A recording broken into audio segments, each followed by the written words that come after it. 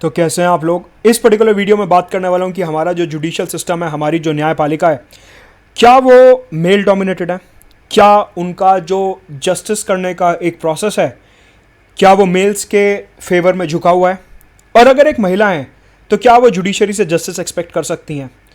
वैसे तो हमारे को पता है कि जो न्याय की मूरत होती है उसकी आंखों पे पट्टी बंदी होती है और उसको कुछ दिखता नहीं है कि सामने कौन खड़ा है, पुरुष है या महिला है, whether it is a male or a female.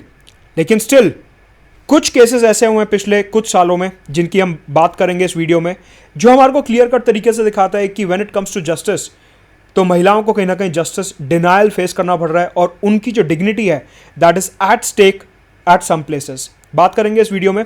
Presented by me Mutut Gupta. Unacademy में सब्सक्राइब करने के लिए you have to use the referral code Mutut Gupta 10% discount के लिए नीचे टेलीग्राम चैनल का लिंक दिया, उसे ज्वाइन कर लीजिए। आपको पता है कि अभी एक ऑफर चल रहा है 35% डिस्काउंट का। अगर आप जीएस और ऑप्शनल दोनों का कॉम्बो साथ में ले रहे हो, 35% डिस्काउंट, 10% रेफरल कोड यूज करके मिलेगा। साथ ही हर संडे हमारा कॉम्बैट होती है सुबह 11 बजे, गेमीफाइड वर्जन है, उसको अटेंड करना जरूर। सारे टॉप एजुकेटर्स क्वेश्चन सेट कर रहे हैं, मैं भी वहाँ पे क्वेश्चन सेट कर रहा हूँ। एंड अनअकैडमी के 20 बुक्स इंग्लिश और हिंदी दोनों लैंग्वेजेस में आपको मिलेंगे if you are subscribing for more than 1 year. बाकी 23 जून से बैचेस शुरू हो रहे हैं इंग्लिश हिंदी और बायलिंगुअल में 1 ईयर 2 ईयर के बैचेस और एनसीईआरटी बैचेस, फीनिक्स बैच वगैरह ये सब शुरू हो रहा है। So comprehensive courses, pre mains interview, join Unacademy, let's crack it. सवाल उठता है कि जो वीडियो है इसका ट्रिगर पॉइंट क्या है, ये वीडियो बनाया क्यों है मैंने। आपको पता होगा पिछले साल एक मूवमेंट शुरू होता है जिसका नाम है me too movement, #MeToo movement. और उस मूवमेंट के तहत एक जर्नलिस्ट हैं जिनका नाम है तरुण तेजपाल, तहलका मैगजीन के फॉर्मर एडिटर इन चीफ हैं। इनके ऊपर इनके जूनियर ने एक एलिगेशन लगाया कि तरुण तेजपाल ने उन महिला का सेक्सुअल असॉल्ट करा और सेक्सुअल वायलेशन करा। केस गया गोवा के कोर्ट में और गोवा के सेशंस कोर्ट ने रिसेंटली ये बोला कि तरुण तेजपाल जो हैं उन्होंने कोई गलत काम नहीं करा है और उनको बाइज्जत बरी कर दिया गया। He was acquitted from all the allegations. सवाल यह उठता है कि तरुण तेजपाल को एक्विट करते हुए, तरुण तेजपाल को रिहा करते हुए गोवा के सेशंस कोर्ट ने क्या रीजनिंग दी। मेजर फोकस रीजनिंग पे है। गोवा के कोर्ट ने बोला कि जो विक्टिम है, जिन महिला के साथ सेक्सुअल हैरेसमेंट हुआ, सेक्सुअल हैरेसमेंट के बाद जो उनका बिहेवियर था, जो उनका कंडक्ट था, वो एक नॉर्मल सेक्सुअल हैरेसमेंट के विक्टिम जैसा नहीं था। मतलब कि जुडिशरी ने यह बोला, गोवा के सेशंस कोर्ट ने यह बोला कि नॉर्मल सर्कमस्टांसेस में एक सेक्सुअल हैरेसमेंट विक्टिम जिस तरीके से बिहेव करती हैं, इन महिला का बिहेवियर, इन महिला का कंडक्ट वैसा नहीं था। इनका पब्लिक डोमेन में कोई विजिबल हमारे को अपसेट होना नहीं दिखता। हमारे को ये नहीं दिखता कि ये 10-15 दिन घर में बैठी हो। हमारे को ये नहीं दिखता कि इनका कंडक्ट पहले से कुछ डिफरेंट था। इनका कंडक्ट सेक्सुअल हैरेसमेंट से पहले भी और सेक्सुअल हैरेसमेंट के बाद भी ऑलमोस्ट सिमिलर था और एक सेक्सुअल हैरेसमेंट के विक्टिम का जैसा बिहेवियर होना चाहिए वैसा इनका नहीं था। साथ के साथ इन महिला ने कोर्ट में जो एविडेंस दिया तरुण तेजपाल के खिलाफ वो सफिशिएंट नहीं है। That is not corroborative and that is broken at some points. मतलब कि डॉट्स कनेक्ट नहीं होते हैं। तो कंडक्ट के बेसिस पे और लैक ऑफ एविडेंस के बेसिस पे तरुण तेजपाल को बाइज्जत बरी कर दिया गया बाय गोवा सेशंस कोर्ट। यह है रीसेंट केस। सवाल उठता है कि हमारा जो कानून है वो इस बारे में क्या बोलता है। सबसे पहले अगर इंडियन एविडेंस एक्ट की बात करते हैं तो ये जो गोवा के सेशंस कोर्ट ने बात करी कि जो विक्टिम है उनका बिहेवियर, उनका कंडक्ट डिफरेंट नहीं था, तो हमारे को यहां पे समझना है कि क्या इंडिया का कोई ऐसा कानून है जो बिहेवियर या कंडक्ट की बात करता है। जवाब है हाँ, है। इंडियन एविडेंस एक्ट एक ऐसा एक्ट है जिसका सेक्शन 8 ये बोलता है कि conduct is extremely important as an evidence. एक व्यक्ति घटना के बाद, घटना से पहले और घटना के दौरान किस तरीके से बिहेव कर रहा है वो काफी इंपॉर्टेंट होता है एक केस के डॉट्स कनेक्ट करने में। लाइकवाइज अगर एक रेप विक्टिम है या सेक्सुअल असॉल्ट के विक्टिम है, उनका बिहेवियर जो है, उनका कंडक्ट जो है, that is covered under Indian evidence act. मतलब इंडियन एविडेंस एक्ट अलाउ करता है उन्हें कि ठीक है, जो जजेस हैं वो एक विक्टिम का बिहेवियर मॉनिटर कर सकते हैं कि क्या वो बिहेवियर में कुछ चेंजेस आए थे या नहीं आए थे, और ये समझने के लिए कि जो विक्टिम ने आरोप लगाया है क्या वो सही आरोप लगाया है या वो मैनिपुलेटेड आरोप है या वो मोटिवेटेड आरोप है। इन सब चीजों को कंबाइन करने के लिए, डॉट्स को कनेक्ट करने के लिए इंडियन एविडेंस एक्ट अलाउ करता है जजेस को to monitor the conduct of the victim. However 2021 मार्च के महीने में एक केस आता है जिसका नाम है Aparna Singh versus state of Madhya Pradesh. इस केस में ऑनरेबल सुप्रीम कोर्ट ने बोला कि courts should not comment over the conduct of a rape survivor. जो भी रेप सर्वाइवर्स हैं, जो भी महिलाओं ने रेप फेस करा है, उनके कंडक्ट के ऊपर कोई भी कोर्ट अब से कमेंट पास नहीं करेगा।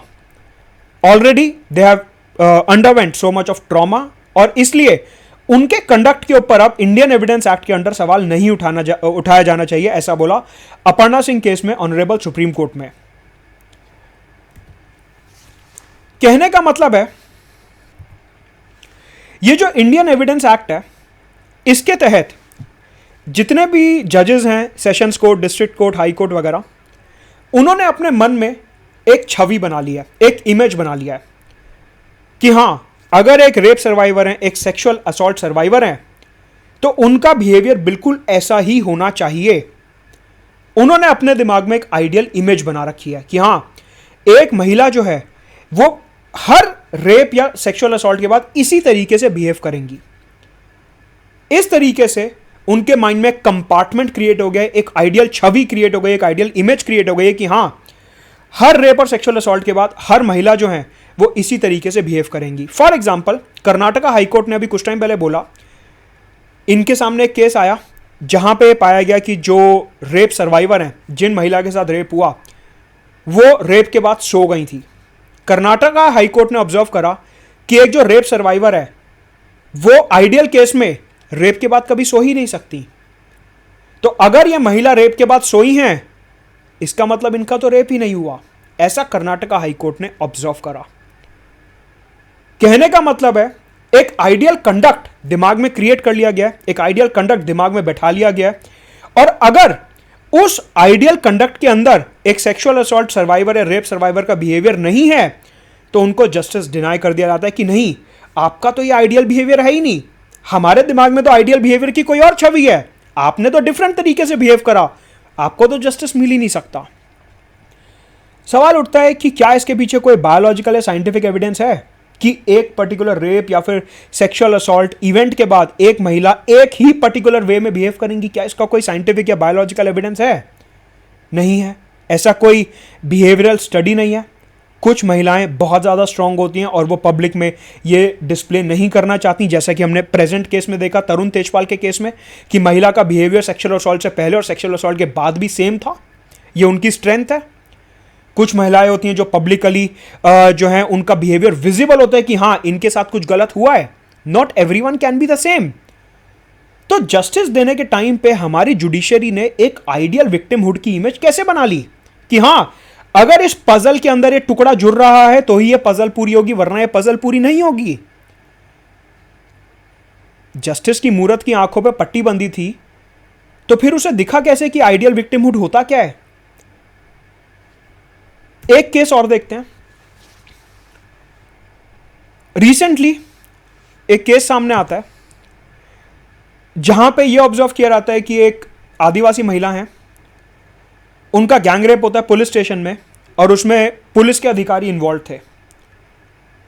उस एरिया का सेशंस कोर्ट ये रूलिंग देता है कि ये जो आदिवासी महिला थी, she was use to rapes, language सुनिए, she was use to rapes, she was use to sexual activities, and hence जब उनका रेप हो रहा था उन्होंने रेजिस्टेंस नहीं शो करी और उनकी बॉडी पे कोई भी रेजिस्टेंस के मार्क्स नहीं है, और इसलिए जो पुलिसमैन अक्यूज थे उनको बाइज्जत बरी कर दिया गया।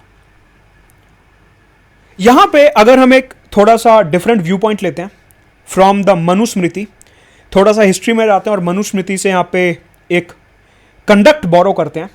कंडक्ट का मतलब है कि जो मनु के लॉ थे, जो मनुस्मृति के कानून थे, वहां पे बोला जाता था कि सोसाइटी दो हिस्सों में बटी हुई है, एक बहुजन समाज जो कि लोअर क्लास डिप्रेस्ड क्लास है, और एक अपर क्लास।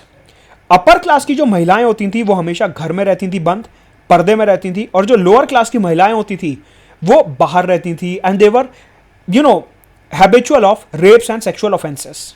कि अपर क्लास मेन जो हैं वो कहीं ना कहीं उसमें इन्वॉल्व होते थे, ऐसा मनुस्मृति और मनु लॉ कहता है। तो क्या ये जो एक आइडियल विक्टिमहुड की इमेज बनाई गई है, क्या ये वहां से बोरो करी गई है कि अगर एक महिला सेक्सुअल ऑफेंस के बाद उनके अगेंस्ट सेक्सुअल ऑफेंस हुआ और अगर वो बाहर पब्लिक में फ्रीली जाके काम कर रही हैं तो नहीं, ये तो विक्टिम हो ही नहीं सकती, ये तो रो ही नहीं रही हैं, ये तो उदास होकर घर में बैठी ही नहीं है। कहने का मतलब है उस टाइम पे जो एक छवि थी कि हां, अगर एक महिला अपर क्लास फीमेल्स की तरह घर में बंद हैं तो हां, इनकी आइडियल इमेज है विक्टिमहुड की और इनको जस्टिस दिया जाना चाहिए। लेकिन अगर ये बाहर फ्रीली घूम रही हैं, just like that times Adivasi females, depressed class Bahujan females, तो नहीं, इनके साथ कुछ गलत नहीं हुआ है, they can move around freely, इनको जस्टिस नहीं मिलेगा। कहने का मतलब है उस टाइम पे जो जस्टिस की डेफिनेशन थी वो इसी तरीके से बाइफरकेटेड थी, ideal victimhood and non ideal victimhood. कि आइडियल कौन हो गया? जो घर में बंद है, अपर क्लास। नॉन आइडियल कौन हो गया? जिसको जस्टिस नहीं मिलेगा, जो बाहर घूम रहा है, बहुजन क्लास। तो क्या ये जो हमारा पूरा जस्टिस सिस्टम है कहीं ना कहीं ये पेट्रियार्की और अपर क्लास में रूटेड है? क्या ये मनुस्मृति इंस्पायर्ड है? ये सोचने की बात है। ऑल्सो रिसेंटली एक केस होता है, बनवारी देवी का केस, जो कि एक लोअर कास्ट महिला थी, इनका रेप होता है। एक्यूजेशन लगता है अपर क्लास मेल्स के ऊपर, और वहां का सेशंस कोर्ट कहता है कि अपर क्लास मेल्स जो है वो कभी भी लोअर क्लास का रेप करेंगे ही नहीं, क्योंकि बनवारी देवी लोअर क्लास की हैं, लोअर कास्ट की हैं, तो इनका रेप तो पॉसिबल ही नहीं है कि अपर क्लास लोगों ने कराओ, और अपर क्लास के सारे लोगों को बाइज्जत भरी कर दिया जाता है। द वेरी पॉइंट जो मैं अभी बोल रहा था with regards to the casteist society and the casteist justice system, कि जो अपर क्लास हैं उनको हमेशा जस्टिस सिस्टम में प्रोटेक्ट किया जाता है, और जो आदिवासी गर्ल और बनवारी देवी का मैंने केस आपको बताया कि जस्ट बिकॉज वो एक पर्टिकुलर क्लास से है, एक पर्टिकुलर कास्ट से हैं, तो कोर्ट ने कास्टिस्ट सिस्टम के अंडर ये बोला कि नहीं, they are either habituated to sex, कि हां इनको तो आदत है, please focus upon the word habituated, कि इनको तो आदत है, या फिर upper class men can not rape lower class females. Caste system. कहने का मतलब है यहां से दो बातें निकलती हैं। एक कि अगर आपको जस्टिस चाहिए कोर्ट में, तो आपको कोर्ट की जो एक आइडियल महिला की छवि है उसके अंदर फिट होना होगा, आइडियल महिला का जो कंडक्ट है after rape and sexual offence उसमें फिट होना होगा, तो जस्टिस मिलेगा।